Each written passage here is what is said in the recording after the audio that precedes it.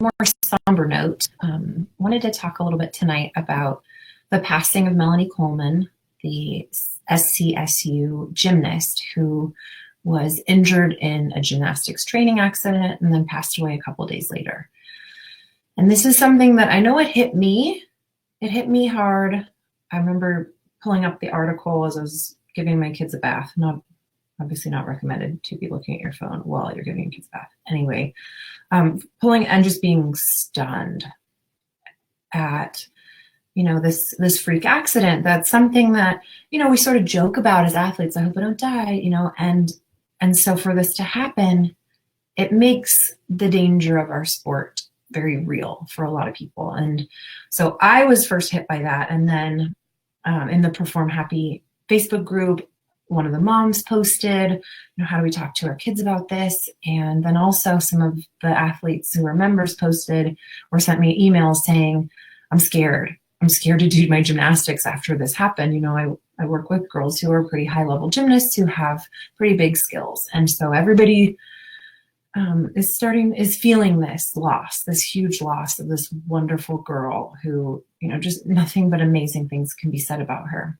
So I wanted to check in and touch on what you can do, parents and athletes, when something like this happens, when a tragedy like this happens, when someone's injured.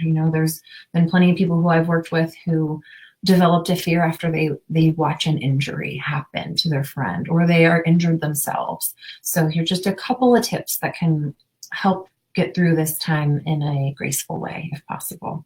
So the first thing to do is just to offer to listen. So I mentioned in the Perform Happy group, my kids are young. I have a little gymnast, but she's 4.5. So obviously I'm not going to be having this conversation with her. But the teenagers are well aware of this.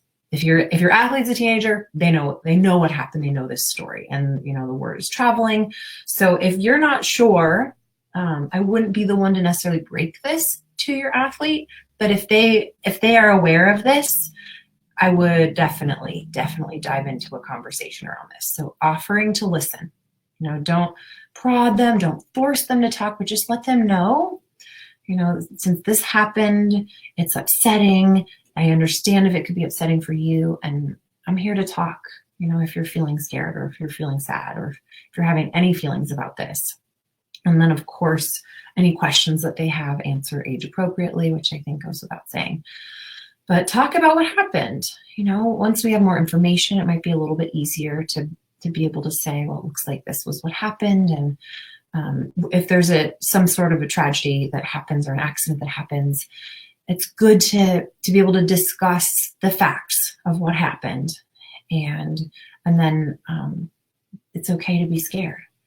So that's really the main point that I want to get across is if you are feeling affected by this, it's okay to feel that way. It's compassionate, it's empathetic, it's normal. And it's also pretty understandable that you might take a blow to your confidence hearing something that makes the danger of the sport very real. So when a traumatic experience happens, our bodies go into emergency mode and our brains get very diligent. And this is great because it can help you get to work to solve the problem and save the people and be a hero. But if you're in emergency mode and there's nothing to save and there's nothing to do and you're just trying to hold it together, just be aware that maybe that's where you are. Maybe your brain is like being hyper diligent and doesn't really want you to do bars right now and doesn't really want you to do that dismount off the beam right now and doesn't really, your brain's pulling you back and making you a little bit more conservative. So if that's happening for you, there's nothing wrong with you. That's absolutely a normal response.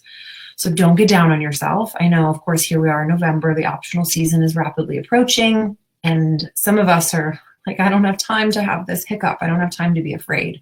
But you know what? Your brain doesn't care about season. Your brain cares about your health and safety. And you just have to honor it and know that this will pass. This will pass. And it's okay to take it seriously and to allow yourself a moment to be a little bit more conservative in what you're doing in practice. So don't get down on yourself and then just do what you can. I always recommend if there's fear happening, if your body is saying, I can't, your brain's saying, I can't, or I don't want to, or I don't like this right now, then ask yourself, what can I do? And it's going to take some communicating for sure. If you were doing a certain skill last week and this week it doesn't feel safe and it feels a little more uneasy, what can I do? And you talk to your coach and say, I'm feeling affected by this. I'm feeling a little freaked out. Can I just go easy right now? I know we have a meet coming up, but I think I just need to, back it up a little bit for right now.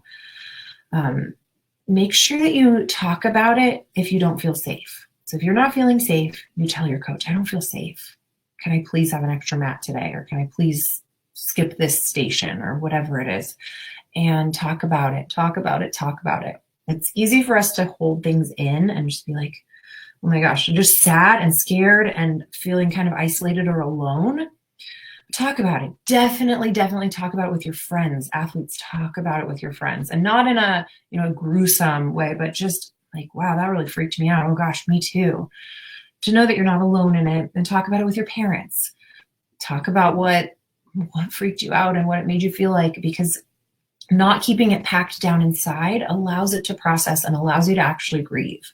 And so whether it's an injury of a friend or, it's this big tragic incident that many of us nationwide are aware of, no matter what it is, make sure that you have time to grieve it. And don't feel bad for needing to grieve it, even if you didn't know her, because she's one of us. We know a lot about her journey through gymnastics as gymnasts, and it's okay to feel like you're somehow related to her journey, and that you're somehow threatened by her accident or her pain. And if you feel threatened and you need to take it easy, I encourage you to do so. So do what you need to do to feel safe. Give yourself time to grieve. And parents, if you notice that your athlete is struggling or you're noticing performance suffering, talk to the coaches and then encourage self-care. Getting enough sleep, getting enough to eat, really taking care of yourself can be so critical in moments when you're just not feeling okay. So that's the first thing. We want to honor her life. We want to honor her accident. We want to honor the danger of our sport and take the necessary measures to make sure that we're setting ourselves up for safety and success. And if something doesn't feel safe, even if it felt safe yesterday, ask for help. Ask for extra help.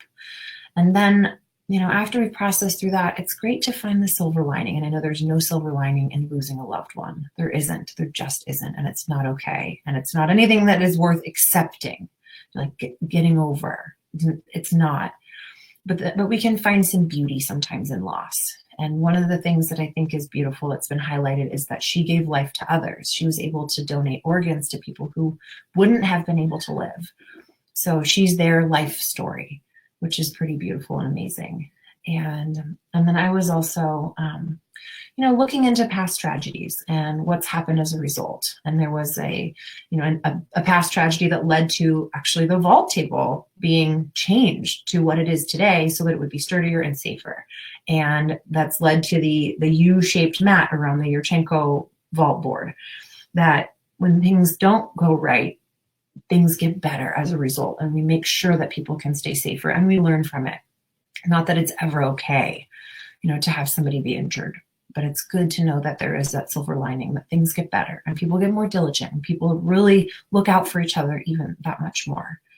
So another way, especially if younger athletes, maybe you're not a teenager, maybe you're preteen, if you're feeling affected by it, find a way to give back. Just like Melanie got to give her organs, maybe you could do a fundraiser for her family. Maybe you could write a card to her family. Maybe you could sign up to be a donor if you're over 18. I'm not sure how old you have to be, but just decide, I'm going to donate my organs too, just like she did, and do something that will help to let her legacy live on, and just know that you're resilient. You're resilient. The gymnastics community is resilient, and we're going to continue on and have joy for the sport that she loved so much. So if you are struggling and you need somebody to talk to, please reach out to me. And obviously, if you're really struggling, find somebody to talk to immediately. Does not have to be me. But yeah, I just want to let you guys know that I'm with you in the struggle, and it's normal to feel sad. It's normal to feel scared, and you're not alone. All right, you guys, I'll see you soon.